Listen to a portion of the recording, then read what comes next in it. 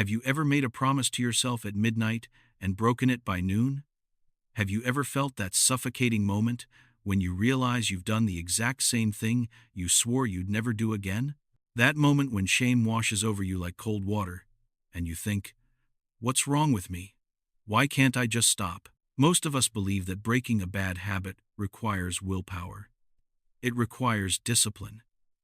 It requires waking up one morning and deciding that today is the day everything changes. We believe in the myth of the overnight transformation. But what if I told you that this entire approach is backwards? What if the secret to eliminating any bad habit isn't fighting harder, it's changing your direction by 1 degree? For centuries, a small island nation in the Pacific has understood something that Western self-help culture has completely missed. The Japanese philosophy of Kaizen, continuous improvement through small, almost invisible changes, has transformed businesses, revolutionized manufacturing, and more importantly, has given ordinary people an extraordinary tool for rewiring their entire lives. And the beauty of it? It doesn't require superhuman willpower.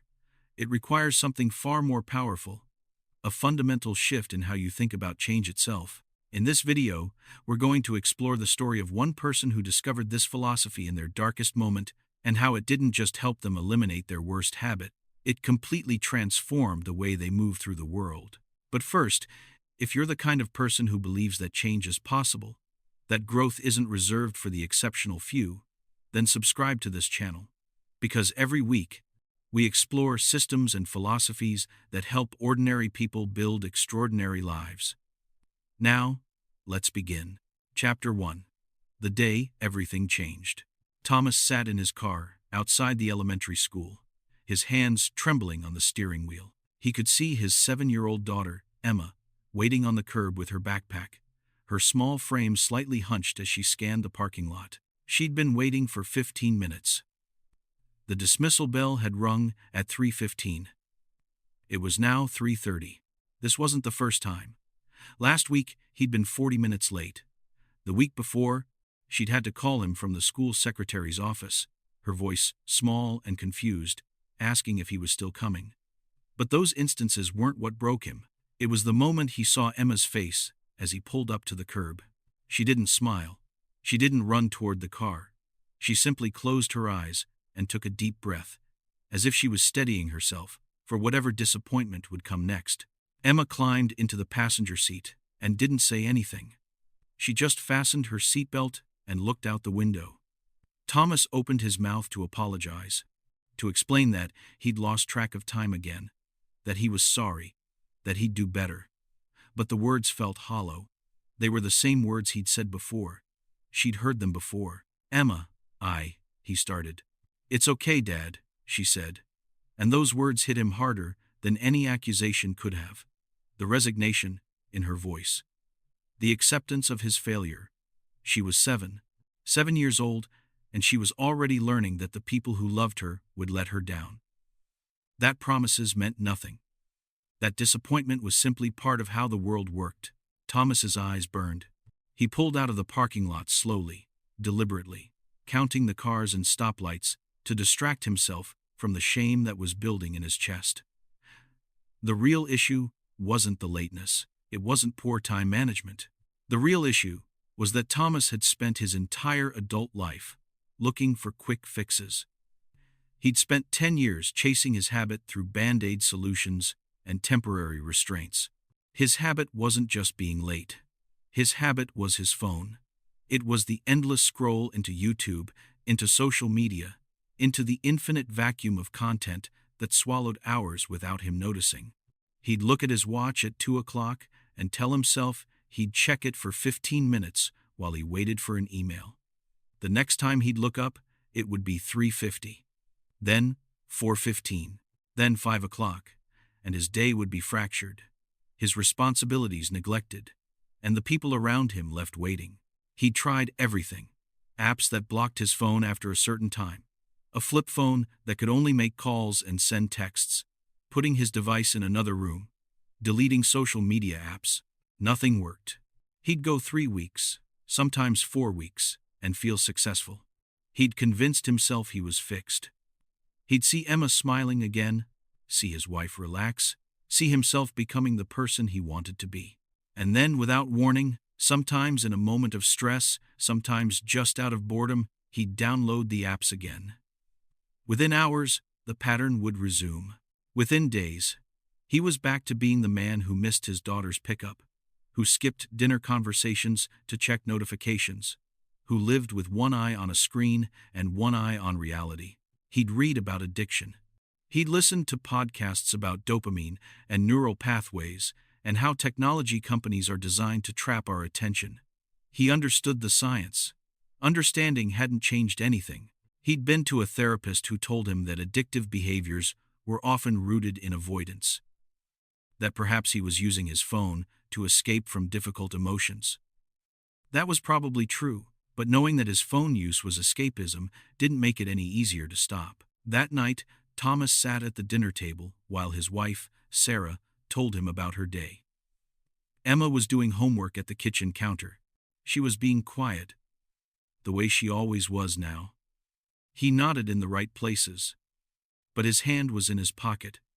His phone was buzzing. An email. A notification. He wanted to check it. The urge was almost physical, like an itch he had to scratch. He excused himself to use the bathroom, pulled out his phone, and in that moment of solitude, his fingers moved across the screen like they had a mind of their own. 30 seconds. A minute. He heard Sarah's voice from the kitchen, continuing her story. He felt the disconnection, like he was swimming upstream against a current that was pulling him away. He put the phone down, put it back, put it down again. Later that night, after Emma was asleep, Thomas stood in the doorway of her bedroom. She was curled up under her blanket, her small hand clutching a stuffed rabbit. He thought about her face in the car. He thought about the resignation in her voice. "It's okay, Dad." Those words were going to stay with him forever. He felt something break open inside his chest. It wasn't dramatic or cathartic. It was quiet. It was a slow motion breaking, like watching ice crack beneath a person's weight.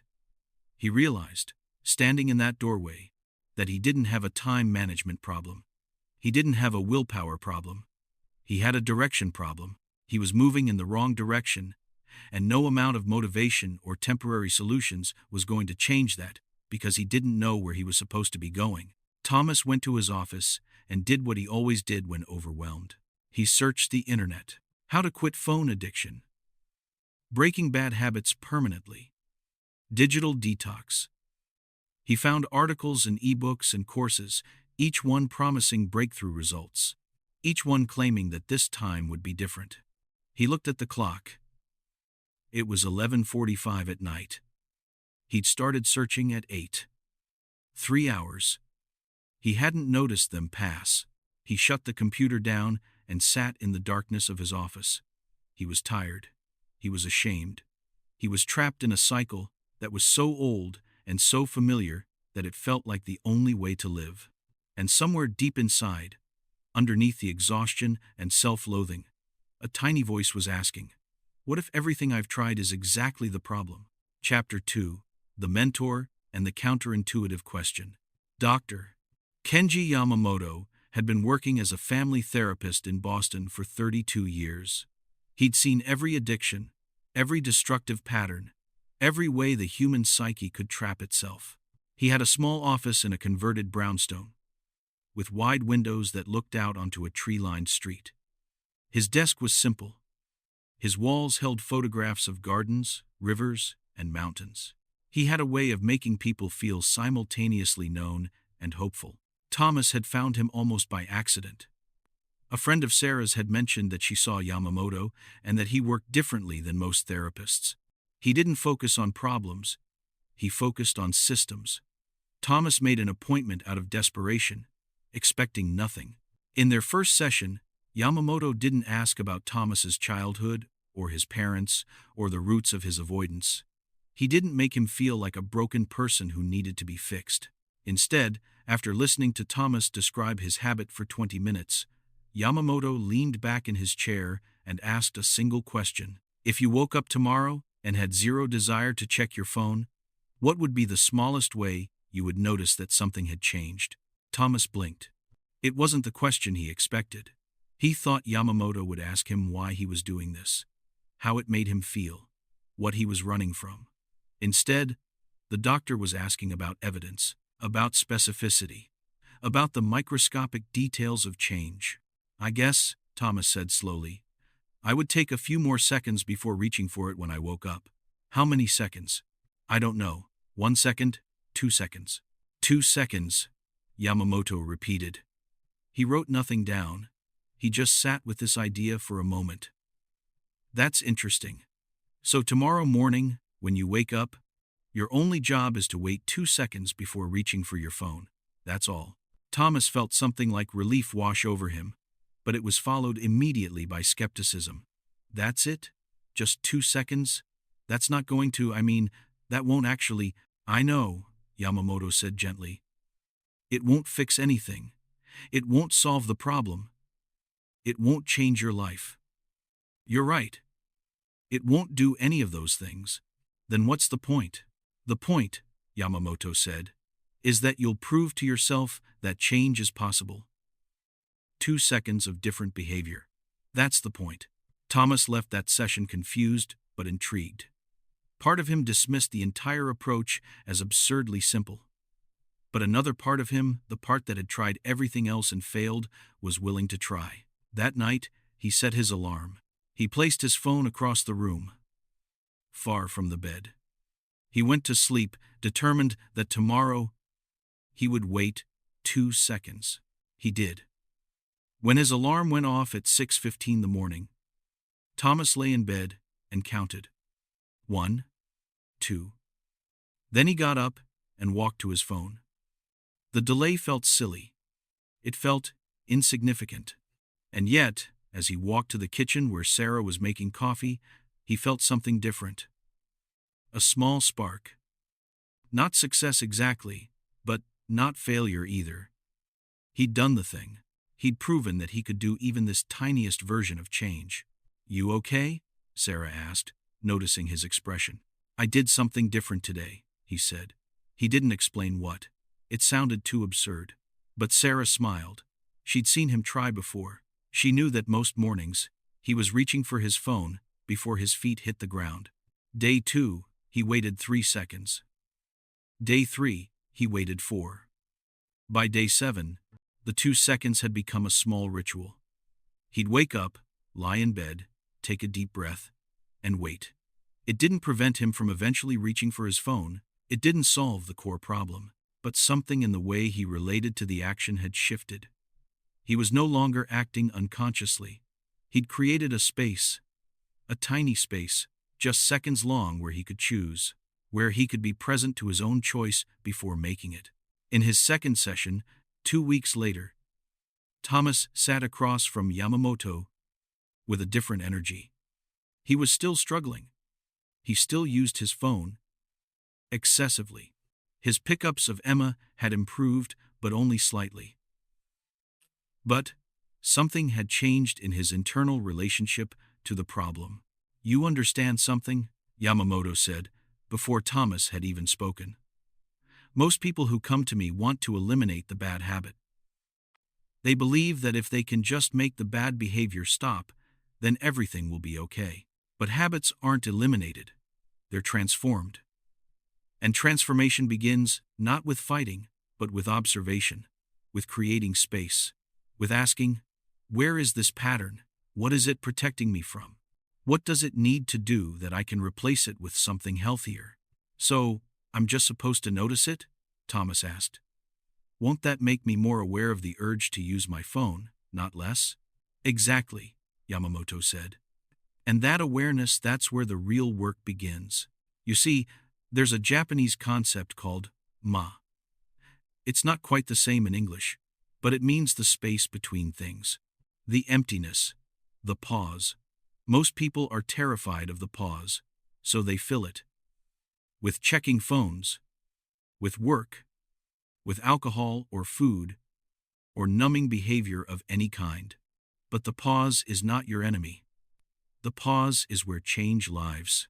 Yamamoto stood and walked to the window. He looked out at the street. In Japan, There's another word. Kaizen. It means continuous improvement. But not the way you might think. Not the way Western productivity culture uses it.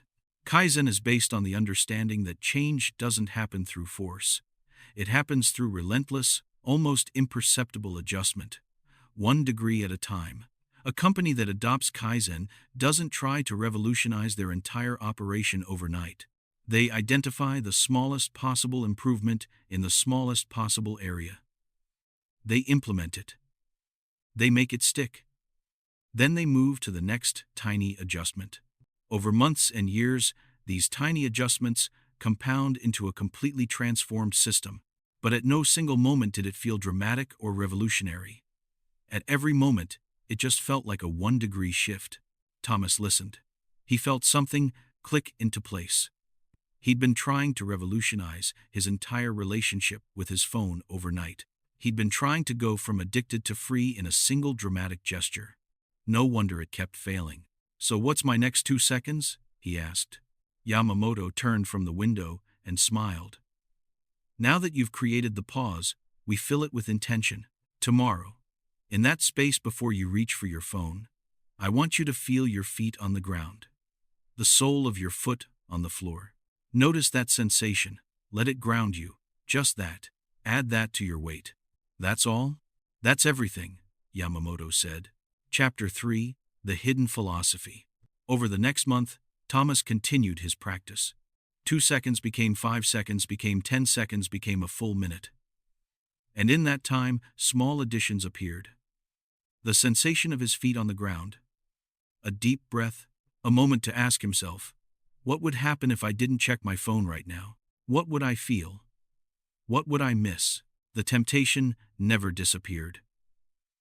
The urge to scroll, to check, to disappear into the digital void was still there, usually strong. But he was no longer a prisoner to the urge. He was developing what Yamamoto called a third space, not the urge and not suppressing the urge, but a space between them where Thomas existed as a person who could observe both without being consumed by either. In their third session, Yamamoto introduced him to the broader philosophy that contained the pause, the observation, and the 1 degree shift. "There's a word," Yamamoto said, "that encompasses everything we're doing. Shin. It means no mind or open mind. It doesn't mean emptiness or unconsciousness. It means a state where you're fully present and responsive to what is, rather than locked in your habitual patterns. When a master swordsman fights, he's not thinking about technique. He's in Mushin. When a jazz musician improvises, he's in Mushin. There's knowledge and skill underneath, but in the moment, there's just pure responsiveness. This is what we're building toward.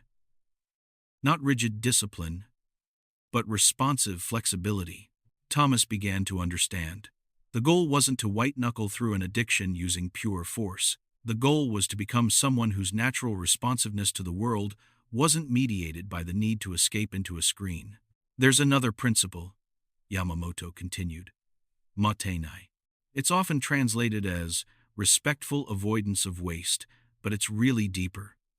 It's a recognition that every moment, every resource, every relationship is precious. It's not wasting away the moments of your life because you're numb or distracted. Your life is finite. Your attention is finite. What you're doing by constantly checking your phone is engaging in Mottainai failure. You're disrespecting the gift of this moment. You're squandering finite attention on infinite content. This isn't about willpower. It's about respect. Respect for yourself. Respect for the moment. Respect for the people who are waiting for you. Thomas thought about Emma. He thought about how his constant distraction was a form of profound disrespect. Not because he meant it to be, but because the act of it communicated a clear message. This moment we're sharing is less valuable than the potential notifications waiting on my phone. He'd never thought of it in those terms before. But once Yamamoto said it, he couldn't unsee it. The next principle was perhaps the most important. It was called Gaman. Gaman, Yamamoto explained, is the art of enduring with patience and grace. But not in a passive way. It's not about accepting suffering.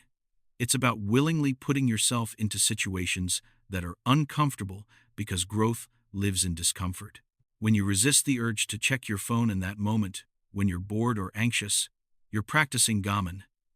You're enduring the discomfort of boredom without numbing it. And in that endurance, something shifts. Your nervous system starts to learn that discomfort isn't dangerous. It's just information. It's just a sensation passing through. So I'm not supposed to be positive about it? Thomas asked. I'm supposed to just sit with the discomfort? Exactly. Most Western approaches to habit breaking are based on replacing the negative feeling with a positive one. But that's still avoidance. With Gaman, you stop trying to fix the feeling. You just experience it. You acknowledge it. And in that acknowledgement, its power begins to fade. The feeling will arise, but you won't be fighting it or running from it, so it passes through more quickly than you'd expect. By the 4th week, Thomas's life had shifted in ways he hadn't anticipated. He wasn't fixed. His phone use was still higher than he wanted. But something fundamental had changed. He was now late to pick up Emma only once a week, instead of multiple times. One time still broke her heart, but he could see the change in her, the slight return of hope each day he showed up on time. And when he did arrive late, she no longer sighed with resignation. She asked what happened. She was starting to believe that his lateness was an exception, not the rule. More importantly, Thomas had begun to understand the architecture of his own mind. The phone wasn't really about the phone. It was about the pause that he didn't know how to sit in. It was about the anxiety and discomfort that he'd learned to manage by disappearing into distraction. His phone was a solution. Not a very good one, but a solution nonetheless. It solved the problem of having to be present with his own difficult feelings. By addressing the problem at the level of the pause, by learning how to be comfortable in the space between stimulus and response, by practicing Gaman and Mottainai and understanding Shin, Thomas was dismantling the entire architecture that the phone addiction had been built on. He wasn't fighting the phone. He was building new neural pathways that made the phone less necessary. Sarah noticed this before he told her about it. One evening, he was sitting with her on the couch, watching a show, and his phone buzzed. He felt the urge. Normally, that urge would overcome him within seconds, but he felt his feet on the ground. He took a breath. He felt the impulse pass through like a cloud. He stayed where he was, present with Sarah, and she felt the presence. She reached over and held his hand. Later, she asked what was different. He tried to explain the Japanese philosophy, and she listened, but he could see from her face that it didn't really matter how he explained it. What mattered was that something in him had shifted, and she could feel it. Chapter 4. The first fall. It happened on a Tuesday night, 5 weeks into his practice. Thomas had a difficult conversation with his boss. The company was restructuring. There was talk of layoffs. Thomas came home that evening with an anxiety he couldn't quite name. It lived in his chest, a tight knot that wouldn't release. He sat in his office, supposedly working on emails, but really just staring at the wall. Sarah knocked on the door and asked if everything was okay. He said yes, just tired. She left. And then, very deliberately, without admitting what he was doing to himself, Thomas opened the social media app. He told himself it was just for a few minutes. Just to distract himself from the anxiety. Just for a moment. 2 hours later, he emerged from the phone in a fog. His eyes burned. His neck hurt from hunching over. He felt worse than before, not just because of the anxiety about his job, but because he'd broken his streak. The streak had become important to him. It wasn't that he'd been abstinent. For 5 weeks, he'd still used his phone throughout that time. But he'd used it consciously. With intention, within boundaries. This was different. This was automatic. This was falling back into the old pattern. He felt shame bloom across his chest like spilled ink. He thought about going to bed without telling anyone, pretending it hadn't happened. But something Yamamoto had said came back to him. The shame response is your brain trying to protect you from future harm. It's trying to ensure you don't do the dangerous thing again. But if you don't acknowledge the shame, you'll be carrying it in your nervous system, and that unprocessed shame will eventually drive you back to the habit as a way to numb the feeling. So instead of hiding it, Thomas did something terrifying. He went to the living room and told Sarah what had happened. "I spent 2 hours on my phone tonight," he said. "I know we were doing better. I know I've been trying. But I came home with this anxiety about work stuff. And I fell back into the old pattern." Sarah looked at him carefully. He expected disappointment. He expected her to sigh, to shake her head, to give him that look that said, "Here we go again." But instead, she asked, "What happened at work?" He told her about the restructuring, the uncertainty, the fear. She listened. She didn't interrupt. When he finished, she said, "So, you used your phone to escape from feeling scared. That makes sense. That's what it was designed for. But I was doing so well. I felt like I should be past this." "You're not past it," Sarah said. "You're practicing being someone different. And practicing is messy. There will be days when you do it perfectly, and there will be days when you fall into the old pattern. The difference is what you do next. Do you go back to thinking you're a failure? Or do you understand that this is just data? This is your system giving you feedback." The next morning, Thomas called Yamamoto's office and left a message. He expected to have to wait for their next scheduled session, but Yamamoto called him back within an hour. "I fell back into it," Thomas said immediately. "I used my phone all night. I'm sorry. I feel like I've wasted everything we've been doing." "Did you?" Yamamoto asked. "Did I what?" "Waste it. Did you go back to being the person you were 5 weeks ago? Do you not know how to be present anymore? Do you no longer feel your feet on the ground?" "Well, no. But then you haven't wasted anything. You've had a relapse. This is not only expected, it's necessary." You see, Thomas, there's a principle in Japanese medicine called Shoshin. It means beginner's mind. But there's another principle, less well known, Shuhari. It describes the stages of mastery. Shu is learning the fundamentals. Ri is internalizing them. And Ri is breaking the rules consciously and creatively. But between each stage, there are falls. There are moments when you revert to old patterns. This is not failure. This is the rhythm of growth. It doesn't feel like growth. It feels like I'm weak. Weakness would be not noticing that you'd fallen. Weakness would be using this relapse as an excuse to completely abandon your practice. But you're not doing that. You're calling me. You're facing what happened instead of hiding from it. That's not weakness. That's Gaman. That's choosing to feel the discomfort of what happened rather than running from it. Yamamoto, let that sit for a moment. Tell me something. Before this relapse, how many times during those 5 weeks did you notice the urge and choose differently? Thomas thought about it. Dozens of times. Hundreds? Maybe. Every day, there were moments when he felt the impulse to check his phone and didn't. He'd practiced those micro moments of choice more than 200 times. Now you notice one relapse, and you're erasing all of those moments of choice in your mind. But those moments were real. They built neural pathways. They built your capacity. One night of 2 hours on your phone doesn't erase that. It's just one night. What matters is what you do next. What do I do next? Thomas asked. Exactly what you did today. You face it. You feel the shame. You don't run from it. And then, tomorrow morning, you wait 2 seconds before reaching for your phone. You begin again, not from zero. You begin from where you actually are. You begin from the understanding that you've now learned something. You know that when you're anxious, you'll reach for your phone.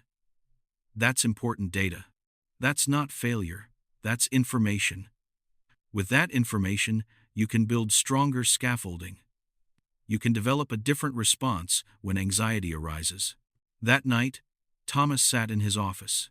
He pulled up his phone and deliberately opened the app that had consumed his evening.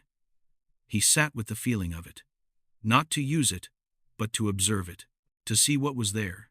The app felt like an old friend. It felt familiar and safe and immediately numbing. He recognized the relief it offered, and having recognized it, having really felt how powerfully it was calling to him, he closed the app, he set the phone down, and he called Yamamoto's office again. "I want to come in tomorrow instead of waiting for Friday," he said. "That's good," Yamamoto said. "But not because you failed, because you want to deepen your practice." Chapter 5. The Identity Shift. By week 8, something profound had shifted inside Thomas. It wasn't that he'd overcome his phone addiction. He still used his phone. He probably always would. But he had fundamentally changed his identity around the phone. He was no longer a person with a phone addiction. He had become a person who was developing awareness and intention around how he uses technology. These sound like similar statements, but they're entirely different. The shift happened gradually, so gradually that he almost missed it. It happened in small moments. When Emma asked him to play a game, his hand didn't automatically reach for his phone.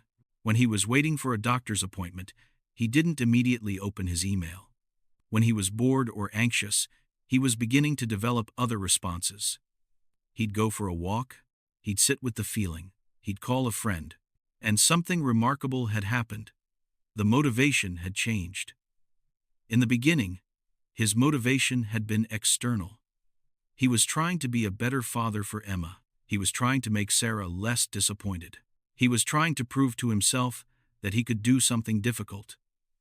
These were all valuable motivations, but they were fragile. They were based on trying to become someone you think you should be, which is ultimately exhausting. But somewhere around week 7, something shifted. Yamamoto had introduced him to another concept, ikigai. It's often simplified in the West as your reason for living, but it's more nuanced. Ikigai is the point where what you love, what you're good at, what the world needs, and what you can be rewarded for all intersect. Your ikigai, Yamamoto said in a session, isn't about becoming a perfect father or a perfect husband. It's about becoming someone whose presence is real, someone who can be fully in the moment with the people they love, someone who brings awareness and intention to their choices. What does that person need? That person needs a relationship with technology that serves them rather than enslaves them. Thomas realized he wasn't practicing not using his phone because he was supposed to. He was practicing not using his phone because when he didn't use it, he felt like himself. When he was fully present with Emma, without the distraction, he felt like a person whose life had meaning. When he looked at Sarah over dinner without checking his notifications, he felt connected to something real. The motivation shifted from, "I should do this," to, "I want to do this because I like myself better when I do." One evening, Emma came to him and asked if they could play the card game they loved. Years ago, before his habit had consumed him, they used to spend hours playing this game. She'd asked many times over the past few years, and he'd always said yes while secretly wishing she'd go play on her own so he could check his phone. But something had happened to him. He didn't feel that resentment anymore. He felt genuine excitement. They played for 2 hours. No phone, no checking anything. Just the game and Emma's laugh and the simple pleasure of being together. When they finished, Emma hugged him, and he felt her small body relax into his. She said, "I like it when you're here, Dad." He felt tears come. "I like it when I'm here too," he said. That night, he wrote in a journal that he'd been keeping since he started working with Yamamoto. He wrote, "Something changed today. It's not that I had more willpower. It's that I became someone different. Someone who wants to be present. I didn't have to white-knuckle my way through wanting to check my phone because I was actually here. I was actually engaged. The temptation is still there, but it's small. It's like hearing a noise in another room. You notice it, but it doesn't pull your attention." The next transformation that happened was even subtler. Thomas realized that his relationship with digital distraction had been the symptom of a much deeper issue.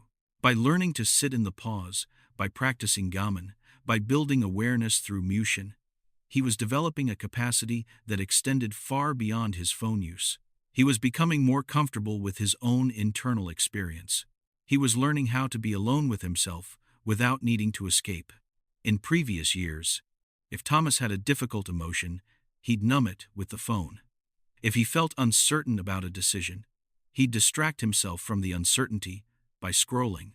If he felt lonely or disconnected, he'd find connection through the phone.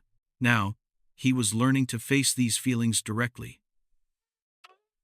to sit with uncertainty without rushing to resolve it, to be lonely sometimes without immediately reaching for connection. This was having effects throughout his life. His anxiety about the company restructuring didn't disappear, but he was handling it differently. Instead of distracting from the fear, he was moving toward it. He was updating his resume. He was exploring what he might want to do next. He was having honest conversations with Sarah about what they would do if he lost his job. The fear hadn't gone away, but his response to the fear had changed completely. This is what the philosophy was actually teaching him. Not how to eliminate a habit, but how to develop the internal resources to meet difficult experience directly, without needing to escape into distraction. And as this capacity developed, everything changed. Chapter 6: Proof of Change.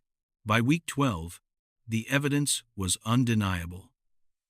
Thomas had picked up Emma late only twice in the past month, and both times were due to legitimate circumstances, not his distraction. He was present for dinner conversations. When Sarah talked about her day, he actually listened instead of planning what he'd check on his phone once she finished talking. He was sleeping better because his brain wasn't overstimulated by blue light and constant notifications. His work productivity, counterintuitively, had increased dramatically. In the beginning, Thomas thought giving up his phone would mean less productivity. But the opposite had happened. When he was actually focused on work, he worked much faster. The constant context switching between different tasks and different apps had been crushing his capacity to go deep. Now, when he worked. The quality of his output improved. His boss noticed. But the most measurable change was in Emma. She'd always been a sensitive child, and Thomas's distraction had affected her deeply. But now, something had shifted. She was more confident, she smiled more. She no longer had that resigned look that she'd been carrying. One evening, her teacher sent a note saying that Emma's classroom participation had increased significantly and that her anxiety seemed to have lessened. Sarah pulled Thomas aside and held his hands. "She believes you now," Sarah said. "When you say you're going to be somewhere, she believes you. When you're here, she knows you're actually here." That shift has changed her entire sense of the world. She's not waiting for the other shoe to drop anymore. Thomas felt something release in his body that had been held tight for years. He realized that his habit hadn't just affected him. It had shaped how his daughter moved through the world. It had taught her that people would disappoint her. It had built a protective shell around her heart. And now, as that shell was slowly melting, he was seeing who she actually was underneath. One afternoon, when he arrived at school exactly on time, Emma walked out and smiled immediately when she saw him. Not a small smile, a real smile, full of happiness and surprise. She hadn't quite believed it was possible that he would be there, and the fact that he was seemed to delight her. "Hi, Dad," she said, climbing into the car. "Hi. Sweetheart, how was your day?" And she talked. She talked for the entire drive. She told him about her math lesson. She told him about a conversation she'd had with a friend. She told him about something funny that happened at recess. He listened to all of it, fully present, not thinking about what emails were waiting. When they got home, she asked if they could play the card game again. They did. They played until dinner was ready. Sarah watched them from the kitchen, and Thomas caught her eye. He saw tears in her eyes. Good tears. Relief tears. The tears of someone who had been watching the person she loved slowly disappear into a screen and was now watching him come back. That night, Sarah told Thomas that she'd almost left him. She didn't say it in a cruel way. She said it the way you admit something you've been thinking about for a long time. A year ago, she'd called a divorce attorney. She'd sat in the office and listened to what the process would entail, but she'd canceled the follow-up appointment because something told her to wait. "I'm glad I did," she said. "Because the past 3 months have been like getting you back." Thomas understood then what the real cost of his habit had been. It hadn't just cost him time. It had cost him his marriage. It had cost him his daughter's trust. It had cost him the version of himself that was capable of showing up fully in his own life. And while he'd recovered that, someone else might not have. The habit could have taken everything from him. His colleagues started asking what was different. He was more present in meetings. His ideas were more thoughtful. He was actually remembering conversations instead of checking out midway through them. One coworker, Marcus, pulled him aside and said, "Whatever you did to yourself, keep doing it. You're like a different person, but in a good way. Like you actually woke up." Thomas tried to explain the Kaizen philosophy to Marcus, but it sounded abstract and strange when he tried to put it into words. Instead, he just said, "I learned how to be present, and everything else follows from that." Thank you for watching. If this resonated with you, subscribe to the channel. Share this with someone who needs to hear it. Comment your pause below. And join the community of people who are practicing Kaizen, who are making tiny adjustments, who are slowly becoming the best versions of themselves. I'll see you in the next one.